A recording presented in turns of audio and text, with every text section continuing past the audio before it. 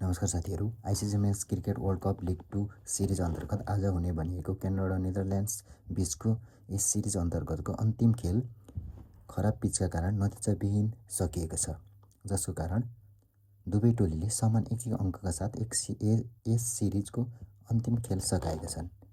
यससँगै नेदरल्यान्ड्स 28 खेलमा 32 अङ्कका साथ तेस्रो स्थानमा रहँदा क्यानाडा समान खेलबाट 24 अङ्कका साथ छैटौँ स्थानमा रहेर यो सिरिज सकाएको छ। 2026 जुन 6 देखि सुरुवात भएको यस सिरिजमा होस्ट क्यानाडासँगै नेदरल्यान्ड्स र अमेरिकाको समेत उपस्थित रहेको थियो, जहाँ अमेरिकाले 2 जित 1 हार र 1 नतिजाविहीन सहित 5 अङ्क बटुलेर विश्वकप छनौटमा समेत छनौट भयो भने नेदरल्यान्ड्सले 1 जित 1 हार र 2 नतिजाविहीन सहित कुल 4 अङ्क बटुलेर तेस्रो स्थानमा उक्लिएको छ भने घरेलु टोली क्यानाडा 1 जित 1 नतिजाविहीन र 2 हार सहित 3 अङ्क बटुलेर 1 स्थान सुधार गरी छैटौँ स्थानमा उक्लिन सफल भएको छ। धन्यवाद।